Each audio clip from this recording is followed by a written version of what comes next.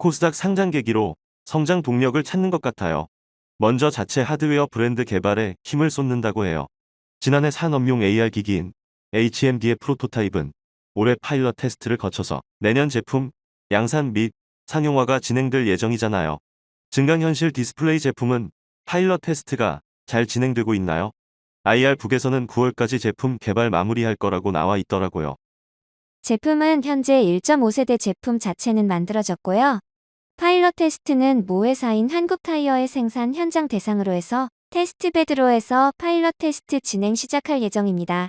그래서 4분기 중에 다 일단은 1차 파일럿 테스트를 끝낼 예정이고 그 결과에 따라서 저희 2차 파일럿 그 다음에 상용화 일정이나 이런 부분들이 정해질 예정입니다.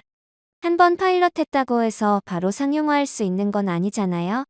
일단 파일럿 테스트 결과에 따라서 추가 기능이라든지 이런 부분을 업그레이드가 얼마나 더 필요한지 아니면 현재 상태에서 출시가 가능한지 여부들을 1차 테스트를 통해서 검증할 예정입니다. 검증되면 파일럿 테스트 결과를 바탕으로 해서 2차, 3차 파일럿 테스트 그 다음에 상용화 일정 등의 부분을 결정하게 될 것입니다.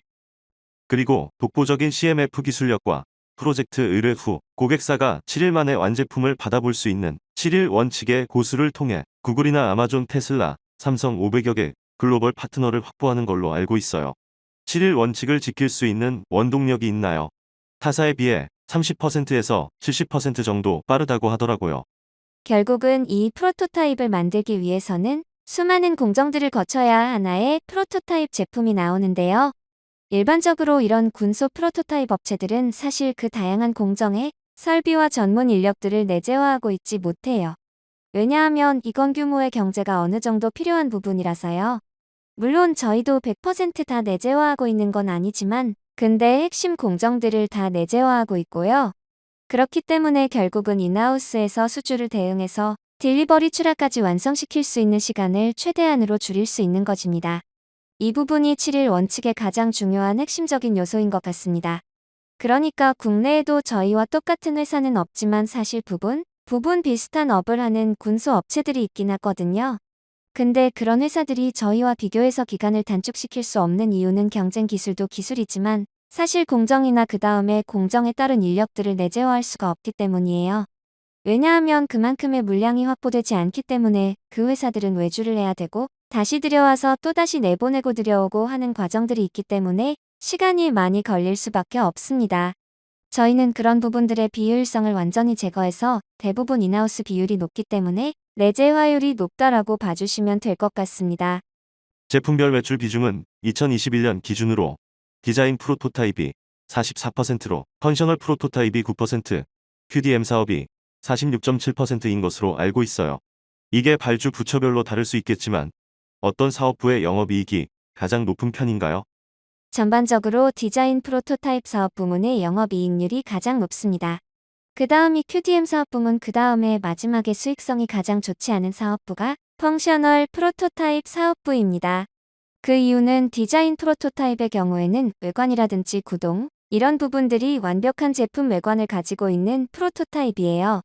그렇기 때문에 공정도 많이 들어가고 공수도 많이 들어가서 그래서 제품 단가가 높고 저희가 좀 더 바게닝 파워를 가지고 있는 사업부입니다.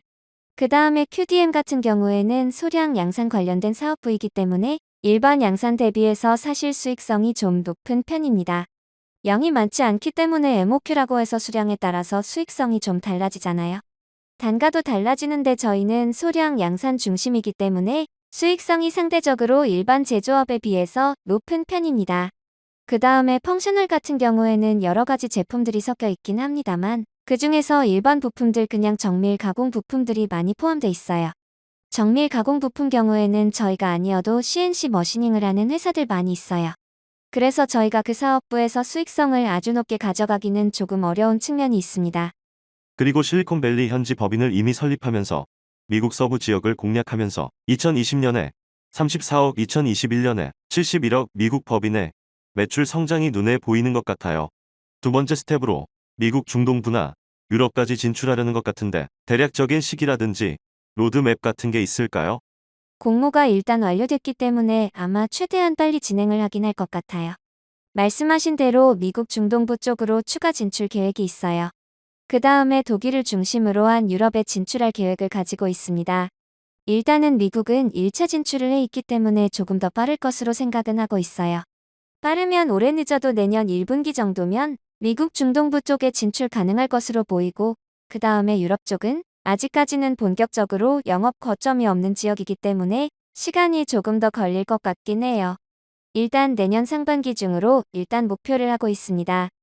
QDM 사업부에서 전략적인 생산 외주를 하는 CM 사업부를 분리했어요. 아무래도 이 부분을 더 강화하겠다라고 해석이 될 수 있는 것 같아요. 분리 후에 CM 사업에서 수주 계약이라든지 가시적인 성과들이 있었나요? 저희 증권신고서에 보면 34억 원 정도가 CM 사업부의 상반기 실적으로 잡혀 있을 거고요. 물론 올해부터 갑자기 34억이 추가된 건 아니에요. 작년 재작년부터 준비를 해서 작년에 사실 소프트 랜딩을 위해서 일부 CM 사업을 진행을 했었거든요. 다만 사업부로 분리를 하지 않았을 뿐이에요. 작년에 QDM 사업의 일부로 잡혀있던 CM 사업부가 독립사업부로 분리되면서 작년부터 이어져 온 매출에 더해 올해 상반기에 수주된 실적해서 34억이 일단 잡혔고요. 주요 아이템으로는 IR북에도 나와 있긴 하지만 글로벌 호텔 체인인 페닌슐라 호텔 체인의 일부 지역 홍콩, 싱가포르를 중심으로 한 일부 호텔 체인의 룸 컨트롤러, IoT의 제품 디자인 설계 그 다음에 프로토타이핑 그 다음에 소량 양산을 해서 납품한 케이스가 있습니다. 그리고 최근에 광고 많이 하고 있는 KT의 AI 방역 로봇 있잖아요. 개발한 회사가 베어 로보틱스라는 미국 회사입니다. 베어 로보틱스에 저희가 방역 로봇을 납품하면서 계속 수량을 늘려나가는 중입니다. 또 KT보다 좀 더 빨리 로봇 사업을 시작했던 LG전자의 LG 클로이라는 브랜드가 있는데요. 클로이에도 저희가 지금 공급 수량을 늘려가고 있는 중입니다. 그래서 그쪽에서 주로 CM 비즈니스의 성과가 나오고 있습니다. 추가적으로 양산을 준비하고 있는 아이템도 있긴 해요. 그 부분은 하반기 내지는 내년도부터 매출에 기여하게 될 것으로 예상하고 있습니다. IR북에서 봤던 자료 중에 CMF에서 얻어지는 결과를 데이터화하여 CMF 데이터를 자산화와 수익화를 한다고 봤었어요. 아무래도 이런 CMF 데이터를 기반으로 자체 개발 상품의 강화라고 보면 되는 건가요? CMF는 보셔서 아시겠지만 컬러 매티리얼 피니싱의 약자입니다. 제품의 산업 디자인이나 제품 디자인을 할 때 핵심 요소 중에 하나예요. 최근에 LG 오비트 컬렉션이나 삼성 비스폭 라인 이런 부분들이 결국 CMF를 전자제품에 도입한 대표적인 사례라고 볼 수 있을 것 같아요.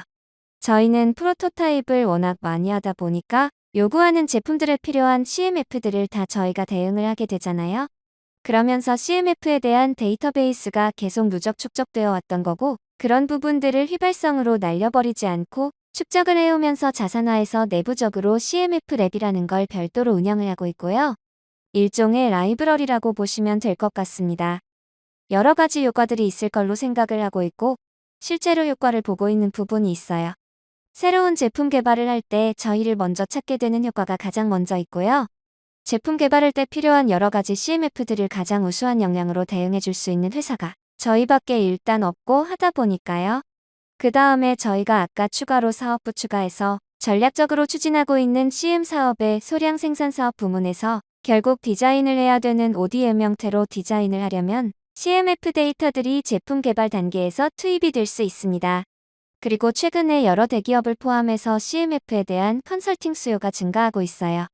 그러다 보니까 컨설팅에 대한 무형의 비즈니스 수요가 좀 많이 증가하고 있어서 최종적으로는 CMF가 사실은 축적만 해놓으면 축적된 상태에서 저희가 홈페이지라든지 이런 오픈 플랫폼에 공개를 계속하고 있어요. 그런 것들을 통해서 그 부분을 수익 모델화하는 작업까지 시작을 하려고 합니다.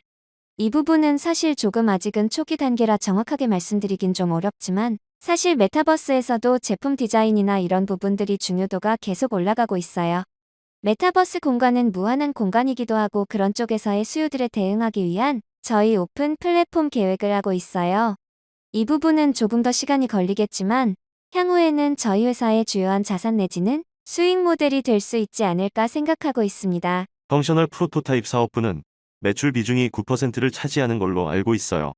해당 사업부에서 주요 전방 사업은 저는 항공우주가 있는 걸로 봤었는데 정부의 항공우주 분야 투자로 전방 산업의 성장이 있을 것 같은데 이쪽에서 나오는 수주들이나 분위기는 어떤 편인가요? 저희가 대응하고 있는 항공우주 쪽 같은 경우에는 항공우주에 직접 납품을 하기보다는 항공우주의 어떤 부품이나 모듈들을 만드는 회사들이 있어요. 그렇게 최종적으로 개발해서 조립하는 회사가 모든 부품들을 다 SCM을 하는 게 아닙니다.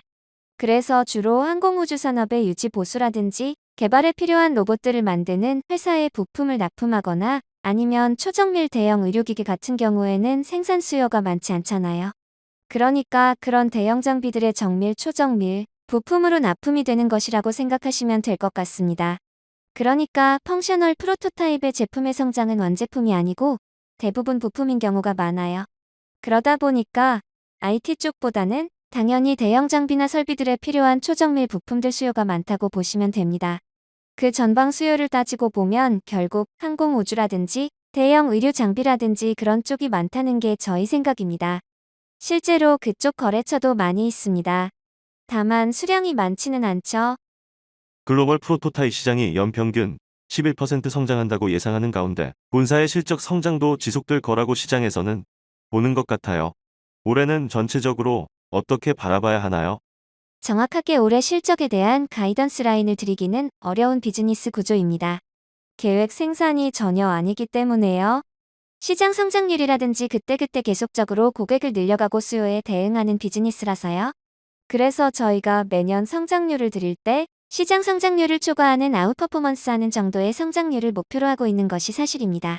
다만 CM 사업 부문 같은 경우에는 프로토타입 시장의 성장률과는 별개의 사업부거든요. CM 사업은 말 그대로 양산 사업이고요. 수량 양산이긴 하지만 양산 사업이라는 특성이 있어요. 그래서 조금 다르게 봐야 될 것으로 생각이 되고요. 그 외 기존 세계 사업 부문은 시장 성장률과 같이 가거나 아웃퍼포먼스 하는 게 저희의 1차적인 목표입니다. CM 사업 부문 같은 경우에는 어떤 산업에서 어떤 고객사로부터 얼마만큼의 수량을 저희가 수주를 하는지, 어떤 이익률의 제품을 수주를 하는지에 따라서 성장률이 크게 움직일 수가 있겠죠.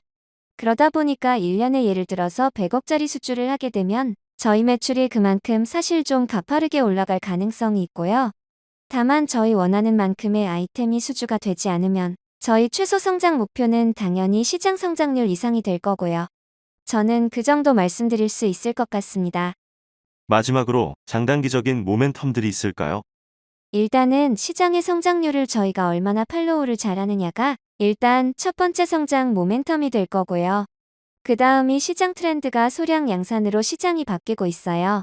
그러니까 예전에 100만 개, 200만 개씩 만들던 수요가 10만 개, 20만 개 만드는 수요로 빨리빨리 바뀌고 있는 상황이라서요. 결국은 저희 프로토타입 사업부가 개발 수요에 얼마만큼 대응하느냐, 그 다음 CM 사업 부문을 포함한 소량 양산 수요 대응의 결과 두 가지가 될 것 같습니다. CM 사업 부문은 올해 내년 어떻게 얼마만큼의 성장을 내는지가 두 번째 성장 모멘텀이 될 것 같아요. 아까 처음에 질문 주셨던 AR HMD 디바이스 같은 경우에는 올해 내년 가이던스를 작성하면서 사실 삽입하지 않았어요. 그 부분이 내년에 실제로 상용화가 돼서 얼마만큼의 이익이나 매출 기여도를 발생시키는지가 일단 중요한 모멘텀이 될 것 같습니다. 물론 그거 외에도 자체 개발을 하는 제품이 있어요. 근데 그 부분은 아직은 오픈해서 말씀드리긴 어려운 부분이 있습니다. 그래서 크게 보면 세 가지인 것 같습니다. 중단기적으로 저희 성장에 기여할 수 있는 부분은 시장 성장률하고 그 다음에 소량 양산을 대응하는 CM 사업이 있고요. 아주 장기적으로는 자체 제품 이렇게 될 것 같습니다. 중요하게 드릴 말씀이 있습니다. 무슨 일이시죠? 내용이 도움이 되셨다면 구독과 좋아요 부탁드립니다.